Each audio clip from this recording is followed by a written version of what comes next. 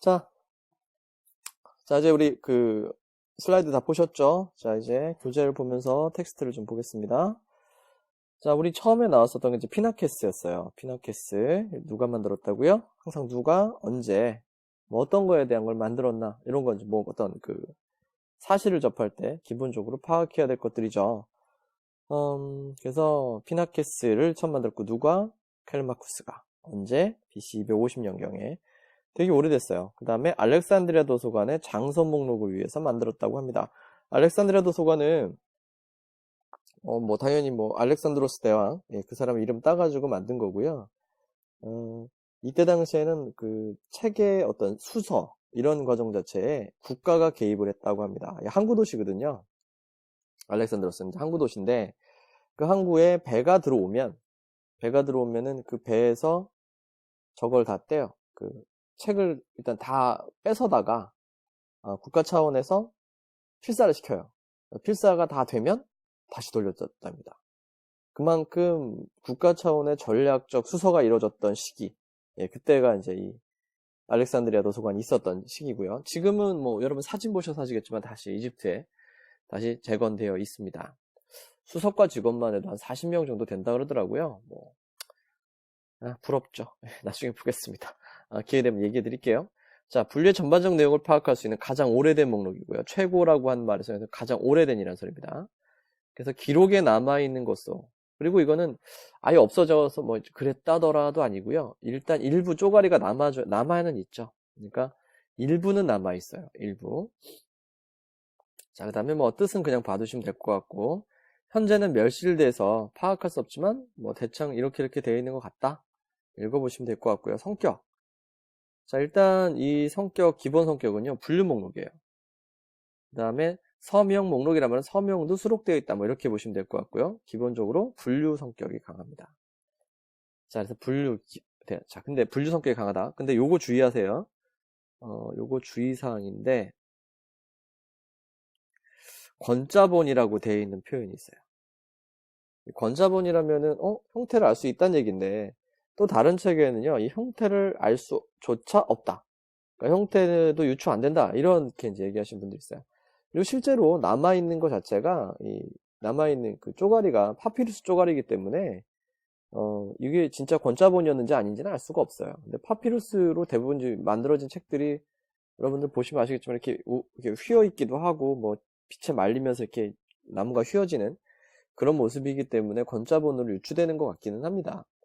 근데, 정확하게는 권자본이라고 하기는 좀 애매한 부분도 있다라는 표현도 있습니다. 그러니까 책에 따라 다르니까 참고하시고요. 자, 일단 요건 이제 그 정도 주의사항으로 넘어가고요. 다음에 분류 목록이니까 당연히 주제를 표현한 것이죠. 주제 목록이라 할 수 있다. 자, 이게 중요하죠. 자, 중요하니까 햇볕 한번 찍어주죠. 자, 기술 대상은 점토판이고요. 피나케스 목록은 뭐로 만들어졌다? 파피루스로 만들어졌습니다. 소실되어서 단편만 남아 있습니다. 단편만. 자, 중세로 넘어갈게요. 자, 우리 중세를 보통 얘기하면 몇 세기를 얘기하냐면 5세기부터 15세기 정도의 범위를 중세라고 얘기합니다. 5세기에서 15세기 정도. 이때가 중세인데, 이때는 이제 나름 어떻게 보면은, 중세 하면은, 뭐, 정보나 이런 정보 공유나 이런 쪽에 있어서 좀 비교적 암흑기, 인쇄술 발전 이전 단계. 뭐 이렇게 볼 수 있어요. 그러니까 정보의 관점에서 보면, 정보 유통, 뭐 이런 관점에서 보면은, 되게 좀 이렇게 어두운 시기라고 볼 수 있어요. 우리 전공 관점에서 보면요. 그래서 주로, 수도원 중심으로 이루어집니다. 수도원 중심, 중세 전기는 수도원 중심으로 분류 작업 이런 게 이루어지고, 수도원 당연히 기독교 수도원이죠. 그래서 이 수도원이나 수도원에서 세속문화 관리, 그러니까 도서관 자체가 다 수도원 도서관이었다는 거죠. 그 다음에 12, 13세기 이후에 이제 대학으로 조금 넘어가기도 하고요.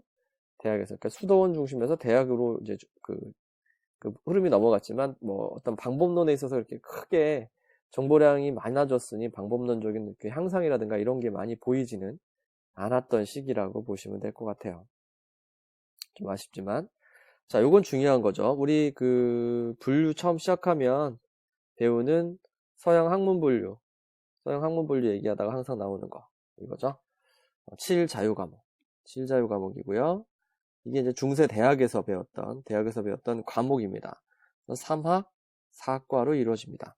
3학은 뭐 잠깐 우리 이제 기본 이론 들으신 분들 복습하자면 3학은 말을 잘하는 것과 관련된 문법, 수사, 논리였고요.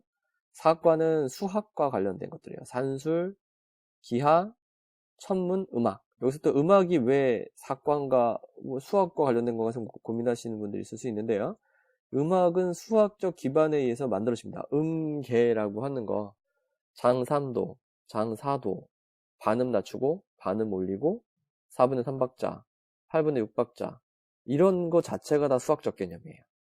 그렇죠? 그 다음에 뭐 악기를 설계한다 했을 때도 피아노 건반이나 이런 거에서 보면 그 줄 있잖아요. 그쵸? 그 줄의 길이, 이런 게 다 음을 표현하며 수학적 계산에 의해서 만들어지는 거거든요. 그래서 음악이 저도 처음에 공부할 때 왜 이게 음악이 여기 들어가 있지? 딴 건 다 수학과 관련된 건데? 이렇게 생각을 했었는데요. 보니까 이것도 같은 맥락 안에서 파악이 되더라고요. 관련된 그 다큐멘터리나 이런 거 공부하다 보니까 네, 그런 게 보이더라고요. 자, 됐고요. 넘어가겠습니다. 자, 게스너로 가죠. 게스너 아주 중요한 분이죠. 근데 교재에 따라서 1545년이라는 책도 있고요. 1548년이라는 책도 있고 그래요. 그 게스너의 서지, 세계 서지가 나온 게. 그래서 일단 뭐 서지 아버지라는 표현이 있고요. 트리트하임의 조직 서지 기법을 완성하고 발전시켰다 돼 있는데, 트리트하임 하면은 이거는 꼭 생각해 주세요. 부출. 앞에서도 한번 설명을 드렸습니다. 슬라이드에서도요. 부출에 대한 개념을 완성시켰다. 네, 그 정도. 자, 그 다음에 학문 전체를 예술과 과학을 포함하는 철학으로 보니까 철학, 사이언스로 본 거죠. 예술과 철학으로 본 거고, 두 가지 학문 전체를 둘로 이제 나누고, 철학을 예비적인 것과 기본적인 것으로 나누고, 그러니까 한 덩어리로 보고요. 자, 예비적인 것은 다시 필수와 수식적인 것으로 나눴다. 그래서 조금 그 다른 종교인들께는 좀 죄송할 수 있지만 암기법이니까 그냥 넘어가자 이게 썼던 거죠. 요런 게 이어서 볼 수 있다. 그쵸? 이런 식으로 좀 봐주셨으면 좋겠어요. 이거는 뭐 여러분들이 또 암기하시는 방법이 있으면 그대로 가시면 되고요. 자, 그 다음에 요 말 중요한 말입니다. 지식의 논리적 분류에 따라 분류한 최초 분류법. 논리, 지식, 분류, 서지 이런 말 키워드죠. 서지, 최초, 그쵸? 서지, 최초, 또 여기도 나면 철학적 기초, 지식의 논리, 최초 문헌분류법, 최초의 서지학적 목록 이런 것들 기본 키워드들이 되겠죠? 계속 반복돼요. 최초 서지학적 분류, 그쵸? 그 다음에 이제 이게 세계 서지를 편찬하기 위해서 만들어진 분류표다. 그러니까 게스너는 제가 앞에서 말씀드린 슬라이드에서 봤지만 박물학자였어요. 의사이자 박물학자였던 게스너가 세계 서지를 만들었다. 세계 서지를 편찬했다. 그러면은 자기가 알고 있는 지식, 그다음에 전 세계 지식을 모두 다 정리하고 싶었겠죠. 모두 다 정리를 하고 싶었기 때문에 그 표를 이제 정리를 하려다 보니까 이걸 나름 리스트를 만들려면은 어떤 분류 체계 안에, 지식의 분류 체계 안에 좀 뭔가 만들어 넣어야 되겠는데, 그러면 어떤 방법으로 해야 되지? 좀 과학적 방법으로 해야 되겠네? 그쵸. 본인이 또 의사였기 때문에 이런 사고는 기본적으로 있었던 사람이거든요. 그럼 과학적으로 해야 되겠네? 어떻게 하지? 뭐 이런 논리가 필요했었던 거, 이런 방법, 이런 이제 그 생각들이 필요했고, 그때 사용된 분류표다. 이렇게 보시면 됩니다. 서지, 과학, 그쵸? 나머지 읽어보시면 될 것 같아요. 그 다음에 세계 최대 규모 자료 리스트. 그 다음에 실제 발간했어요. 만들다 실패했다 이런 건 아니고요. 실제로 발간을 했는데 뭐 완전하게 만든 거라고 보기는 좀 힘듭니다. 기록을 봤을 때. 근데 이건 판단의 여부이기 때문에 발간했다라는 사실까지만 알아두시면 될 것 같고요. 그 다음에 히그라 기억나시죠? 얼굴이 참 라틴어, 그리스어, 히그라, 라틴어, 그리스어, 히브리어. 그냥 슬라이드에서 얼굴 봤던 것만 기억해 주세요. 자, 그래서 세계 서지로 이름을 명명합니다. 총 몇 개? 21개류로 구분을 하고요. 그럼 21개가 있었으니 다음에 나오는 노대는 슬라이드에서 연결했었죠? 12개 주제였었죠. 12개 주제. 자, 노대 맞춰서 보겠습니다. 노대는 이제 최초 개론서, 도서관 설립법 이걸 저술해서 도서관학의 창시자, 그러니까 스타트 지점이라고 봐요. 이 문헌정보학의 시작자. 네, 도서관학의 창시자라고 불리고요. 스타트 지점이라고 봅니다. 최초의 문헌정보학자 이렇게도 얘기할 수 있겠죠? 최초의 문헌정보학자. 그 다음에 주제는 아까 위에서 얘기했듯이 12개 주제입니다. 12개 주제. 그 중에 맨 앞에 뭐가 나왔다? 신학이 나왔다. 신학은 시작점. 항상 첫 신학으로 시작합니다. 그 정도. 그 다음 이 사람의 의의는 프랑스 분립법의 기초가 되었다 정도. 그래서, 이 의의를 보시면, 노대 분립법의 의의는 이제 최초 개론서 만들었다. 최초의 개론서, 창시자자, 프랑스 분립법의 기초다. 이런 정도 일단 기본적으로 알아두시고 나머지는 다 신학 제일 우선주의니까요. 여기 보면은 여러 가지 애들이 있지만 신학을 제일 우선했다. 이 말이 나오죠. 이거는 마치 뭐 앞서서도 뭐 그 기본적인 어떤 시대적인 지배사상 이런 거 말씀드렸던 것처럼 중국의 목록은 모두 다 유학을 앞세웠죠. 그렇게 따지면. 그렇죠? 이런 식으로 보면은 중국의 목록은 모두 다 유학을 앞세웠습니다. 그런 의미입니다.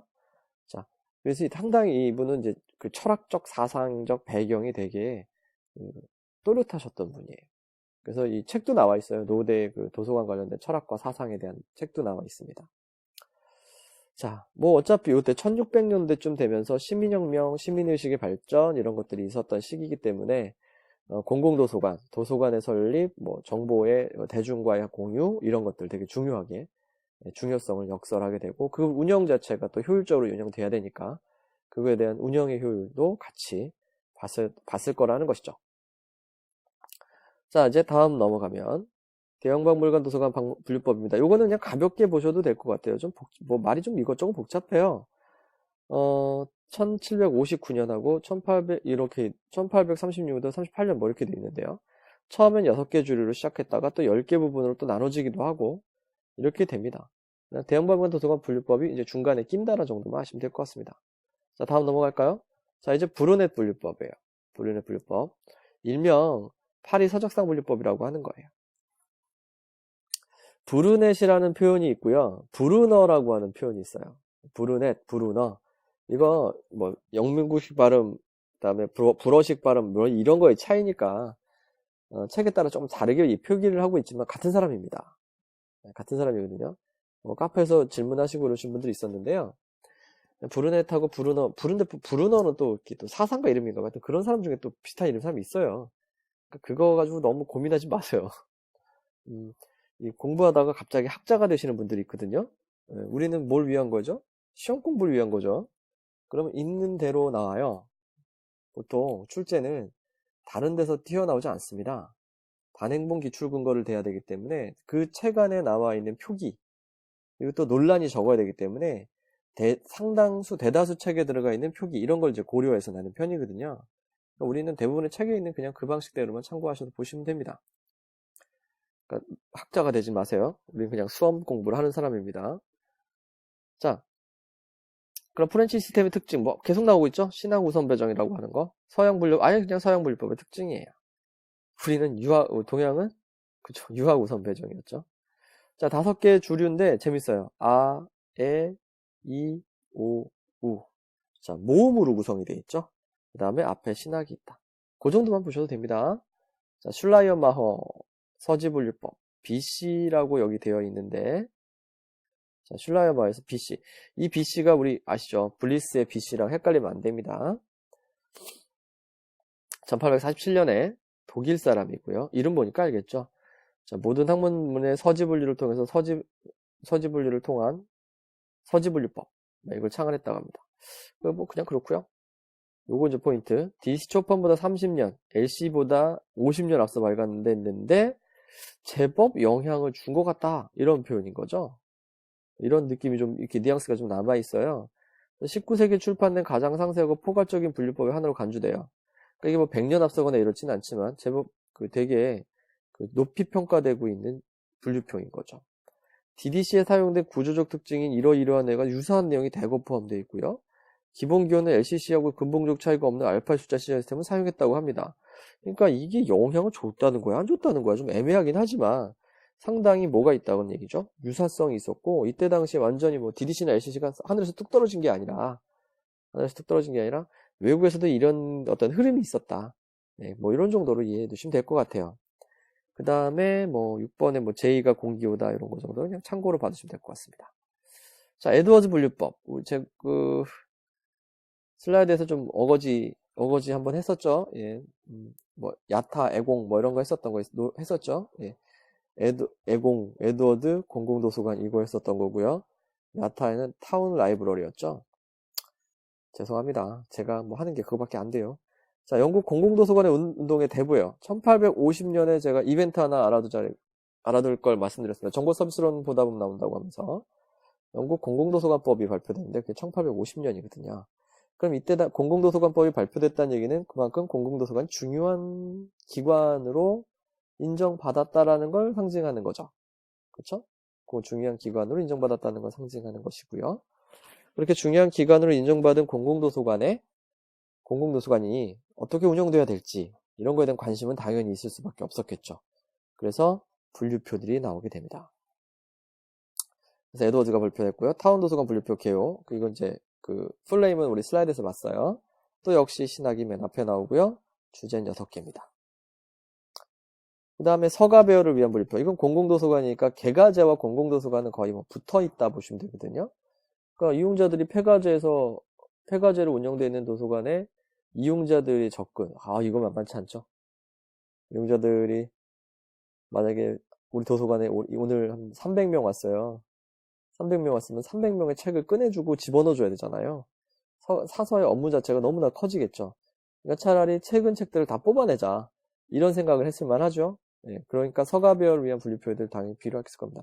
아직 개가제가 이렇게 활성화되거나 이러긴 힘들었었겠지만 어떻게 보면 개가제적인 어떤 이 기본적 요구는 컸었던 시기 이렇게 보시면 돼요. 근데 이때 당시 다 개가제 운동이나 이런 것들이 되게 중요한 시기가 됩니다. 자, 그 다음에 영국 공공도서관에서 널리 채용돼서 사용이 됐었습니다. 참고하시고요. 자, 이제 미국으로 가죠. 해리스 분류법. 자, 해리스가 창안한 분류법인데 요거 주의사항, 이거 중요합니다. 베이컨의 영향은 우리가 다 알고 있는데 헤겔도 들어가요, 지금. 요거는 윤희용 교수님 책에 나오는 거예요. 서양 사회를 대표하는 양대 분류 체계라고 하는데요. 베이컨 체계와 헤겔 체계 두 가지가 영향을 받았다. 이런 표현을 씁니다. DDC 주류 비열이 직접 영향을 줬어요. 왜냐면 이제 DDC 책 보면은 해리스한테 고맙다라고 하는 그런 말이 들어가 있다고 기록이 남아 있더라고요. 근데 뭐 초판 봤을 때 제가 아직 번역은 해봤지 않았으니까 초판 파일이 인터넷에 있어요. 수업 때 좀 보여드리긴 하지만 거기 보면은 뭐 궁금하신 분은 번역해 보셔도 되겠는데요. 의미는 하나도 없습니다. 그래서 그 고맙다는 표현이 DDC에 있기 때문에 이 해리스의 직접 영향이라는 표현을 쓰고 있죠. 자, 그 다음에 입에서 얘는 최초의 서가 분류라고 하는 표현을 받아요. 인정을 받습니다. 평가를 받습니다. 최초의 서가 분류. 그러니까 이제 미국으로 와서 공립학교 도서관이었죠. 공립학교 도서관. 여기에서 이제 마침내 책의 서가 전용 분류가 만들어지는 거죠. 이전에는 뭐였던 거죠? 책의 리스트. 어떤 인쇄 형태의 리스트를 쭉 작성할 때 어떻게 작성할까? 얘를 어디다 어떻게 분류해서 넣을까에 대한 고민이 되어서 케이스너부터 쭉 있어 왔던 그런 고민에서의 분류표였다면 지금은 서가 이 책 얘네들을 어떻게 꽂을까, 어떻게 분류해서 꽂을까에 대한 고민이었다는 거죠. 그게 최초의 서가 분류입니다. 서가 분류는 해리스 분류법에 해당하는 얘기죠. 다음 페이지 넘어가겠습니다. 그래서 이렇게 평가를 받아요. 19세기 이전에 등장했던 서지 분류와 19세기에 등장한 서가 분류의 통합을 했다가 아니라 시도했다. 그럼 통합은 누가 했냐? 이건 이제 듀이가 했다고 하죠. 그래서 완성한 게 듀이다, DDC다. 이렇게 평가를 합니다. 네 부분으로 구성돼요. 기억나시나요? 소심하게 소문자를 숫자 뒤에다가, 대문자는, 다른 분류표들은 대문자를 대범하게 숫자 앞에다 쓰는데, 이런 식으로 외웠던 거죠. 그 부분이에요, 다. 근데, 과학, 예술, 역사. 요게 베이컨의 분류인, 뭐죠? 역사, 사학, 시학, 철학의 순과 뒤집어져 있지 않니? 그래서 이제 나온 부분인 거죠. 그래서 역베이컨식이다 라고 맨날 하던 겁니다. 역베이컨식. 여기도 나왔죠. 역베이컨식. 방금 전에 봤던. 자, 그 다음에 강류의 세목은 알파벳 소문자 A부터 G까지 부과했고요. 동일한 유해문은 알파벳 순으로 배열했다. 알파벳 소문자 뒤에 배열했고요. 동일한 유에서는 저자 및 서명의 알파벳 순. 그러니까 이거는 이제 1차 배열은 논리적 순서대로 하고요. 2차 배열은 알파벳 순이니까 우연적 배열을 했다는 얘기죠. 배열에 있어서 종류를 두 가지로 꼭 하자고 제가 이런 시간에 말씀드립니다. 배열의 두 가지. 뭐와 뭐죠? 우연적 배열과 논리적 배열입니다. 또는 체계적 배열. 그러니까 논리적 배열, 체계적 배열은 다 이제 분류체의 표에 따른 학문적 어떤 구성과 체계에 따른 이런 배열이고요. 우연적 배열은 알파벳 순 배열. 이건 우연적 배열이죠. 자, 그래서 역베이커식은 좀 많이 설명드렸던 겁니다. 기억, 상상, 시약 이렇게 인간의 정신 능력을 베이컨이 분류를 했는데 이걸 이제 순서를 뒤집었다, 바꿨다, 뭐 이런 얘기니까요. 그래서 역사와 이학을 도취시켰다. 참고로 읽어보시면 됩니다. 자, 전개분류법. 자, 전개분류법, expansive classification. expansive니까 어떤 거죠? 확장형, 그러니까 확장 가능형 뭐 이런 얘기죠. 그런 분류표. 그래서 좀 우리말 형태를 좀 우리 자주 쓰는 용어로 좀 바꿔서 표현해보자는 얘기죠. 전개라고 하는 표현을 슬라이드 때 말씀드렸지만 확장형 분류표 이렇게 한번 보자고요. 미완성입니다. 그래서 뭐가 미완성이라면 7표가 미완성이라 했어요. 7표. CC가 7판이 미완성이었죠. 7이라는 숫자를 넣기 하는데 왜 미완성에 항상 걸려있는지 모르겠어요. 자, 이 말 진짜 재밌는 말이에요. 카터가 이런 말을 했대요. 상세히 상세하여 지나치게 상세하지 않도록. 이게 뭔가요?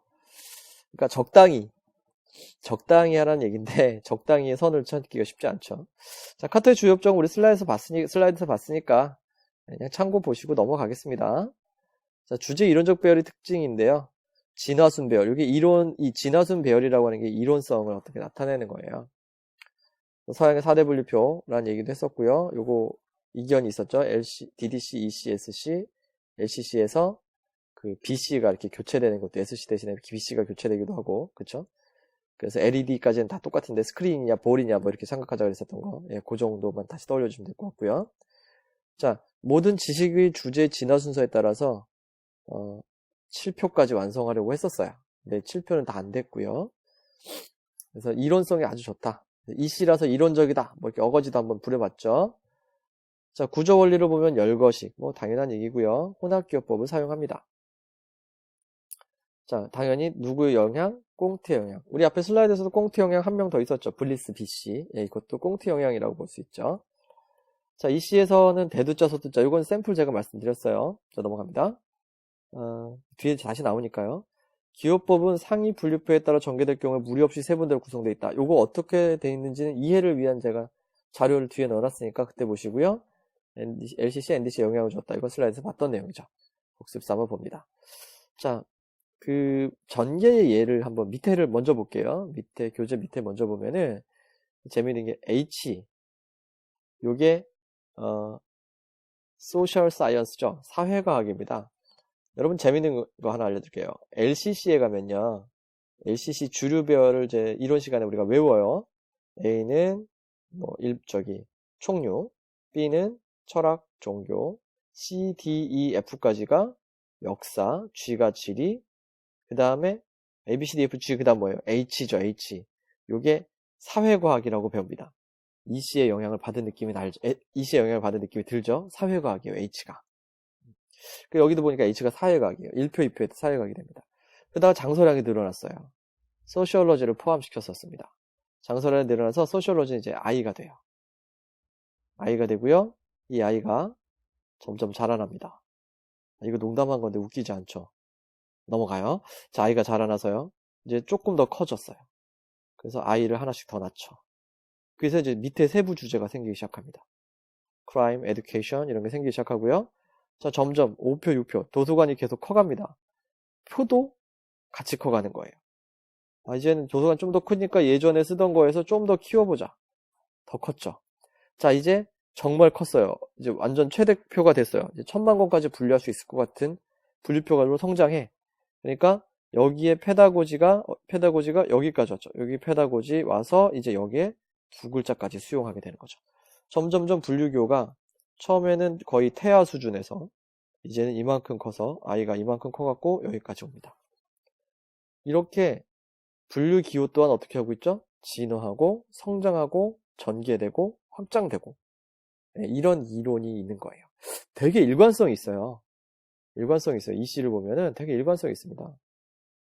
그냥 거대한 어떤 나름의 어떤 기본적인 큰 구조 안에서 이렇게 조금씩 움직여간 그런 느낌이 들어요.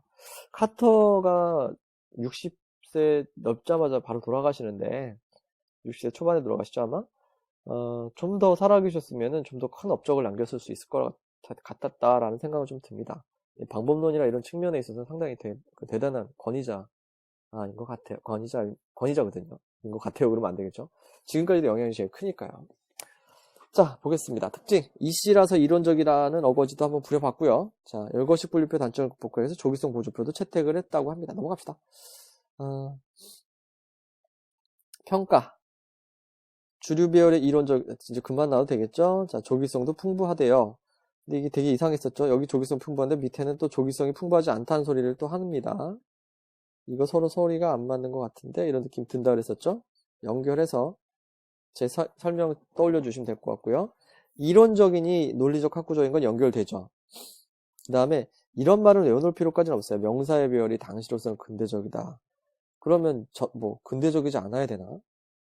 분류표의 명사는 당연히 그때 당시에 가장 정확한 용어, 그 표현 방식을 따라가야 되잖아요. 그죠? 자, 도서관 실제 기초에 지금 도서관 성장에 따라서 분류표가 적용할 수 있도록 만들었다는 건 우리가 방금 전에 우리가 분류기호가 성장하는 걸 보면서 알 수 있잖아요. 그렇죠? 그러다 보니까 무한 전개도 할 수 있겠죠. 도서관 성장에 따라 무한히 전개할 수 있도록 만들어 보는 그런 논리죠. 그러니까 이해를 했다면 요런 부분들은 그냥 쭉 넘어갈 수 있는 부분입니다. 요 표현의 다른 게 규모에 따른 선택적 사용이라고 하는 거죠. 표의 선택적 사용. 그러다 보면 도서관에 1000만 권 분류, 우리나라 이제 1000만 권 된다 했었죠?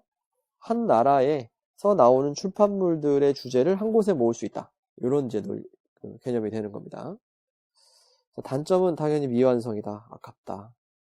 슬라이드에서 봤지만 색인이 미완성입니다. 기호체계가 복잡 기록 배가가 어렵습니다. 왜냐면 혼합기호법의 기본적인 문제점이에요. 혼합기호법은 일단은 개수가 많잖아요. 알파벳에다가 숫자까지 넣어야 되니까 공교가 없다고 가정하다가 하게 되면은 알파벳 26자에다가 숫자 10글자 0부터 9까지 그러면 36개 기호를 사용하게 되잖아요. 그죠? 그거보다 숫자만 쓰는 십진식이 훨씬 낫죠. 10개만 외우면 되니까. 그런 논리입니다. 그러니까 이런 것들을 극복하려고 이 기호가 너무 많아서 기억하기 힘든데 그러면 최소한 같은 기호에 같은 의미를 부여하는 방식의 조기성은 좀 넣어줘야 되겠는데? 이렇게 생각할 수 있겠죠. 예, 그래서 그러니까 복잡한 기호를 가지고 있어 조기성을 유지하기 기호 자체의 조기성을 가지긴 힘들지만 같은 기호에 같은 개념을 부여하려고 노력을 많이 한 분류표, 그래서 풍부하다는 표현도 할 수 있는 분류표, 이렇게 이해하자고요. 참 하기 애매하죠. 불균등, 주제 구분 불균등은 앞에 슬라이드 할 때 설명을 드렸습니다. 우리 동양 분류, 어떻게 보면은, 이거 같은 논리로 한번 따져보면은, 앞에서도 말씀드렸겠지만, 동양 분류표의 4분법 보면, 그 안에, 기억나세요? 경부는 10개류, 사부는 15개류, 자부는 14개류, 이거 외워놓으셔야 돼요. 집부는 5개류, 이렇게 되어 있다는 건 균등한 배정인가요? 불균등한 배정인가요? 주제간 구분이. 불균등한 배정이죠? 그거와 같은 논리예요. 넘어갑니다. 자, 이제 SC예요. 시험에 정말 잘 안 나오는데, 네, 잘 안 나오고 많이 나오지 않아요. 근데 질문이 은근히 있고요. 은근히 있고, 잘 나오는 지점이 딱 정해져 있는 분류표이긴 합니다. 이것은. 왜냐면 지금 쓰이지 않는 분류표거든요. 지금 쓰지 않는 건데, 그냥, 그렇구나. 참고로, 이렇게 좀 봐두시면 될 것 같아요. 그래서 여기는 좀 가볍게 갈 텐데요. 재미는 있어요. 주제분류법. 왜 SC 서브젝트라는 걸 썼느냐. 좀 이따 설명드릴 거고요. 브라운, 아이드 개죠. 브라운, 아이드 개. 좀 먹어졌지만. 그래서 아버지자, 개가제의 선구자다. 네, 그런 것 때문입니다. 자, 그 다음에 이게 두 가지가 합쳐졌어요. 퀸 브라운 클래시피케이션과 애드저스터블 클래시피케이션. 여기 퀸 브라운이에서 이 브라운인 것 같죠? 그렇죠? 이걸 합쳐서 이제 개선해서 만들었고 4대 분류표의 하나다 했는데 밑에 각주에 보시면 누구는 어떻고 누구는 어떻다고 써놨고 그건 슬라이드에서 말씀드렸어요. 그 다음에 미완성 분류표는 아닌데요. 3판 발행 후에는 개정이 이루어지고 있지 않아요. 그래서 이제 더 이상 의미가 크진 않습니다. 주류를 11개로 구성했다. 주류 11개, 그 다음에 뭐 지식을 4개로 대별했다 해서 요거는 제가 마치, 천지창조가 있는 것 같은데? 이런 느낌. 가자 얘기했었죠? 참고하시고요. 모든 주제는 관점을 불문하고 세 종류의 기호합성을 사용했대요. 그러니까 관점을 얘는 무시한 분류표라는 거예요. 이게 중요하죠. 이게 주의사항이기도 하며 중요하기도 하고 또 하나 주의사항이기도 합니다. 그리고 요거가 시험에 참 잘 나오는 개 컨셉이에요. 여기가. 이 기호가 아니라 이 개념. 요게 참 잘 나와요. 이게 무슨 표현인지, 아이고, 네모를 못 그리네. 어떡하나. 다시 그려보자. 못 그리는군요. 안 그릴게요. 자, 중요합니다. 자, 모든 자료의 주제는, 그러니까 이런 식이에요. 제가 슬라이드 때 설명드렸지만, 교육심리학. 이렇게 되면 우리 KDC나 DDC는 뭐에 맞춰준다고요? 교육학에다 분류한다. 왜냐하면 교육학의 관점에서 바라본 심리학의 주제이기 때문에 이렇게 보는 거예요. 근데 SC는 심리학에다가 분류한다는 소리입니다. 관점을 신경 쓰지 않고, 그러니까 교육에 대한 것은 신경 쓰지 않겠다는 얘기죠. 그래서 뭐 주제 내 합성, 주제 간 합성 방법이 있는데 이거를 외워라가 아니라 이런 식으로 표현을 한다는 얘기니까 참고만 하세요. 아, 이렇게 복잡하게 쓰고 있구나. 이렇게도 더 센 기호도 쓰고 있네. 뭐 이런 정도만 보셔도 됩니다. 범주표라는 것도 써야 돼요. 범주표라는 것도 썼고, 동일한 곳에 배정되는 주제를 추가 세분화하는 데 사용해서 보조표다. 일종의 보조표. 그래서 그냥 어떤 건지는 제가 앞에서 설명을 드렸었어요. 요거 한번 봤었죠? 그래서 앞에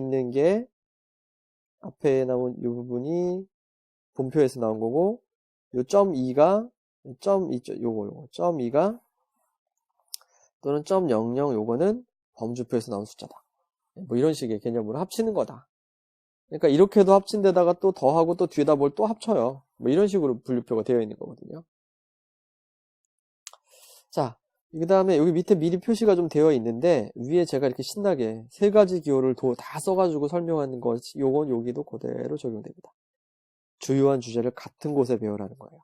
주제 집중 분류표입니다. 아시겠죠? 주제 집중 분류표예요. 그래서 주제 이론적 배열. 그러니까 당연히 이론성이 있어요. 아까 이 부분도 당연히 이론적인 부분이잖아요. 그죠? 그러니까 당연히 이론적 배열이 있고요. 그 다음에 요 부분이 아까 시험에 잘 나온다 했었던 같은 내용이에요. 정말 중요합니다. 동일한 주제, 동일한 장소에 집중시킵니다. 주제 집중이죠. 범주표에 의한 조합이에요. 그래서 관점에 관계없이 이렇게 모으려고 하는 거는 범주표를 활용해서 사용한 것.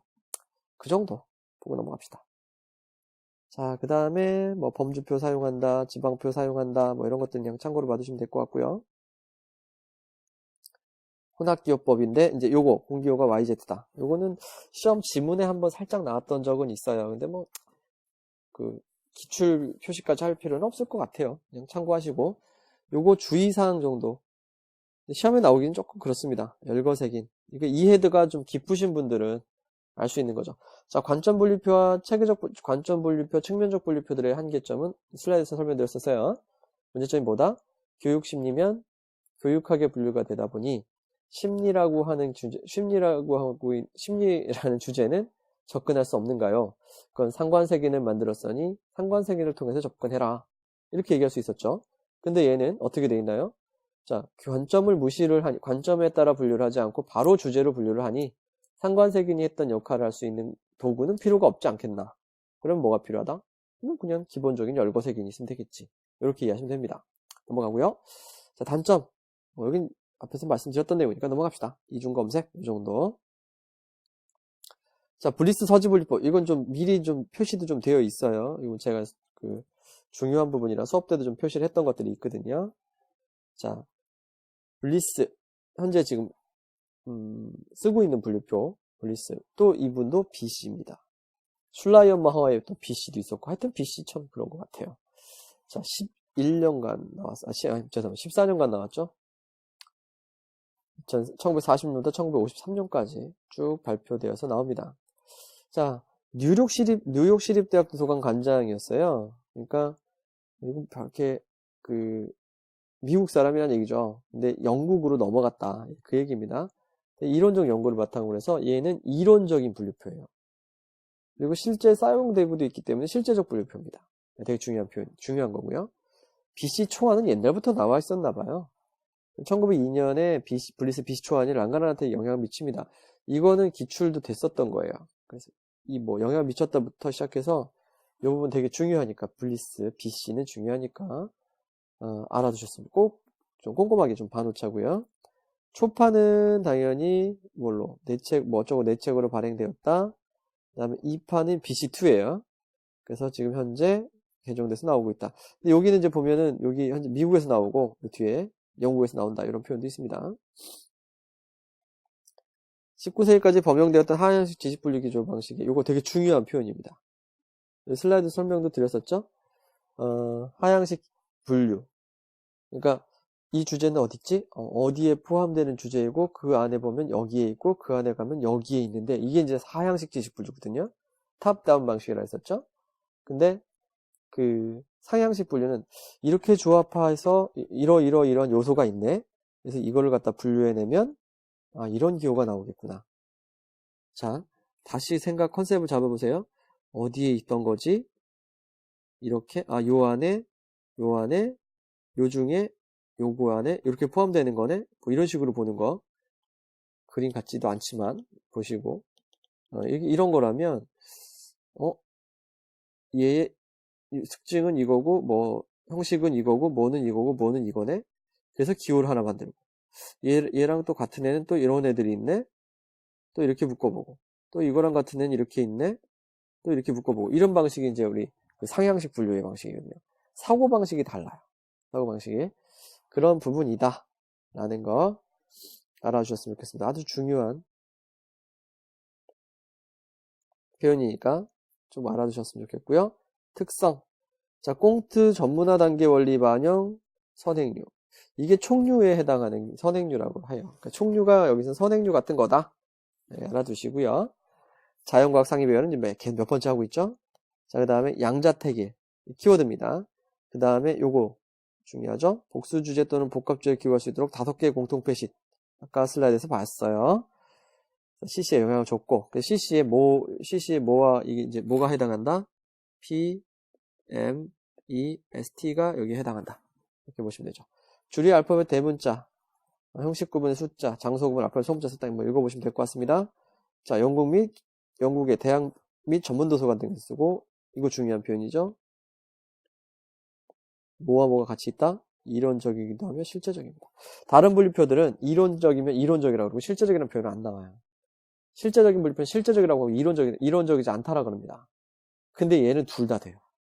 그래서 아주 이론적이며 실제적인 독특한 분류표입니다. 자, 이제 얼마 안 남았네요. 자, NLMC 요거는 이름을 알아두는 게 오히려 중요한 분류표인데요. 시험에는 NLMC의 분류교를 물어보는 실습 문제가 나온 적이 있어요. 그래서 NLMC가 뭔지 모르면 좀 힘든 그런 거였었습니다. 미국에는 3대 국립도서관이 있습니다. 그게 뭐냐면 미 의회도서관, 그 다음에 요 NLM입니다. 미 국립의학도서관. 대단한 기관이에요. 또 네모를 묻히네요. 자, 미국은 세계 최고의 의료 수준을 가지고 있는 나라죠. 계속 네모는 실패하고 있는데, 최고의 의료 수준을 가지고 있는 나라고, 그 나라의 의학 대표도서관인 겁니다. 여기서 나온 건 세계 최초 데이터베이스, 메들라스라고 하는 게 여기서 나와요. 그 NLM에서 나옵니다. 그리고 세계 최초의 그 데이터베이스인 메들라스의 온라인 버전, 메들라스 메들라인이죠? 그게 지금 여기서 만든 거고요. 그렇죠? 여기서 만든 거고요. 그래서 의료 기술을 선도하고 있는 나라입니다. 거기에서 사용되는 도서관이에요. 우리나라 그 삼성 오리온 있죠? 삼성 오리온. 뭐 이런 그 대표적인 의학 도서관들은요, 이거 써요. 삼성 오리온 제가 한번 가봤는데, 이걸 쓰고 있더라고요. NLMC를. 일반 도서는, 이런 시간에 제가 슬라이드를 잠깐 보여드리는데요. 일반 도서, 소설이나 뭐, 간호사들이나 이런 분들, 뭐 의사들도 와서 뭐, 맨날 의학책만 보라는 건 아니잖아요. 그래서 뭐, 이런 거는 LCC로 분류를 하고요. 그 다음에, 의학 관련된 서적은 NLMC로 분류를 하더라고요. 그래서 아 이게 그런 이유구나. 그럼 LCC에 가면 그런 뭐 영원히 배제된 기호인 뭐 이런 게 나와요. 그게 이제 NLMC에 넘어가서 이제 쓰고 있는 게 좀 있기도 있구나 이런 느낌도 좀 들고 그렇습니다. 이게 이거예요. 좀 이따 설명드릴게요. 자, 뭐 미 육군 의학조서 조사 보고서에 도서관절의 현대적 분류책에 따른 제보 뭐 어쩌고저쩌고 해서 초판 발간됐습니다. 하여튼 그냥 NLMC 이런 거다. 자, 이게 중요한 말이에요. LCC 때 영원히 배제된 주류 기호가 QS부터 QZ, W부터 WZ를 이용해서 의학 및 관련 분야를 전개합니다. 그러니까 아까 잠깐 얘기했듯이 제가 의학 분야는 NLMC를 쓰고 의학이 아닌 것은 LCC를 쓴다 그랬죠. LCC에서 빠져나온 기호. 근데 기호법 상당히 유사한 점이 있는 거죠. 기호법이나 이런 모습을 보면은 그래서 낯설지 않게 분류할 수 있는 그런 부분이라고 보여서 같이 쓰이는 게 아닌가 싶기는 합니다. 그냥 참고로 알아두세요.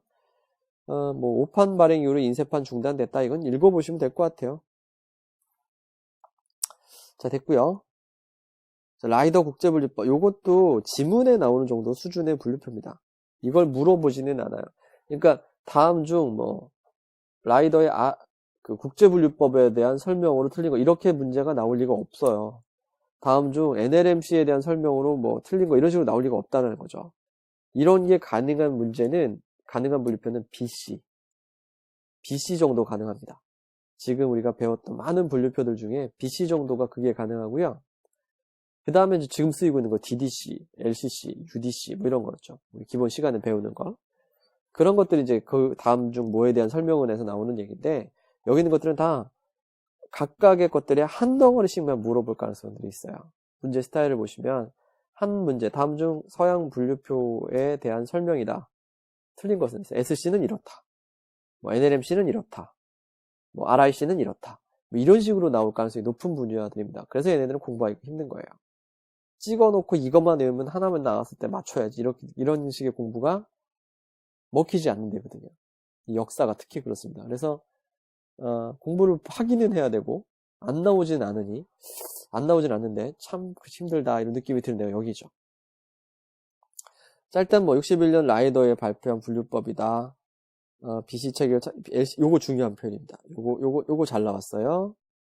요거는 아예 기출됐었던 거니까 한번 보죠.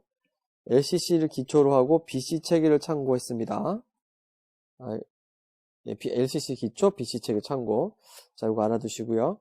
지리적 편견 없이 국제적인 시각에서 편찬하도록 그 명칭은 국제분류법으로 했습니다. 넘어가죠. 알파벳 26자 썼고요. 이게 특징이죠. 기호법. 뭐 제가 별표까지는 좀 그렇지만 순수기호법이야. 알파벳 대문자를 쓰는 순수기호법. 그래서 K, D, C, P랑 유사성이 좀 있지 않니? 뭐 이런 거 얘기했었죠. 얘는 숫자였고 4자리였잖아요. 그렇죠? 4자리였잖아요. 반말한 거 아니에요. 자, 현재 사용하는 도서관이 거의 없기 때문에 이게 너무 웃겨요. 쓰는 데가 없는데 이거 뭐 그냥 이게 좀 특이하니까. 이게 좀 특이하잖아요. 그것 때문에 좀 반호찬 얘기입니다. 그래서 뭐 해봤자 지문에 한 줄 나올 만한 정도. 요거 옛날 문제 지문에 잠깐 나왔었던 정도 수준의 그 분류표입니다. 자, 중요한 분류표를 한 번만 더. 이 서양 분류표는 그 동양 쪽은 전반적으로 한 번에 쭉 이렇게 골고루 나오는 편이라기보다는 이렇게 사분법이라든가 이런 쪽에 좀 어떤 집중 현상이 있긴 한데 서양 분류표는 좀 중요도를 한번 훑어볼 필요가 있을 것 같아요. 그래서 아까 제일 많은 표시가 있었던 게 바로 뭐냐면 BC죠. 처음부터 다시 한번 잠깐 정리를 해볼게요. 뭐뭐뭐가 있다, 나온다 이런 느낌이 드는 부분이 어딘지. 피나케스는 좀 뻔해요. 뻔한 것들이 많이 나와서 여기는 제가 표시해드린 것만 좀 보시고요. 게스너는 중요도가 크기 때문에 게스너 분류법은 조금 신경 써서 봐주시면 좋을 것 같습니다. 게스너는요. 자, 그 다음에 노대도 표시해드린 거 수준에서 그렇고요. 대형박물관도 여기 넘어가도 돼요. 그다지 안 나오고 브루넷도 생각보다 안 나옵니다. 슐라이언 마허는 후보자예요. 후보자. 나왔다도 아니고요. 아직 안 나왔어요. 그냥 얘는 어떻게 해야 될까? 후보. 글씨를 못 쓰네요. 후보자입니다. 나올 것 같은 후보자. 되게 중요하게 보이는 그런 부분입니다. 여기는 고선에서 보시고요. 해리스도 참고하세요. 헬스도 표시해드린 거 위주로만 보세요. 자, 그 다음에 EC. EC는 카터의 영향력이 좀 있기 때문에 얘는 좀 보셨으면 좋겠어요. 카터 영향이 좀 있으니까 조금 보셨으면 좋겠고요. 아주 디테일보다는 여기 많이 기본 원리들 이해하는 방식으로 좀 보셨으면 좋겠고요. 넘어가고, 그 다음에 SC는 표시한 것만 보세요. 표시한 거 설명을 잔뜩 들어놓고 표시한 것만 모르죠. BC는 아까도 잠깐 설명드렸듯이 정말 중요합니다. BC는 독립영어로도 물어볼 가능성이 있어요. 지금 나오고 있는 물리표이기 때문에. SC 됐고요. 뭐 나머지는 RIC도 그냥 기본 표시해야 되는 거 위주로, 컨셉만 뭐 이런 식으로만 좀 알아두시면 될 것 같습니다. 자, 이렇게 해서 텍스트 리딩 마무리 하도록 하겠습니다. 그래서 이렇게 해가지고 우리 분류에서 다루었던 분류사 마무리 하도록 하겠습니다. 수고하셨습니다.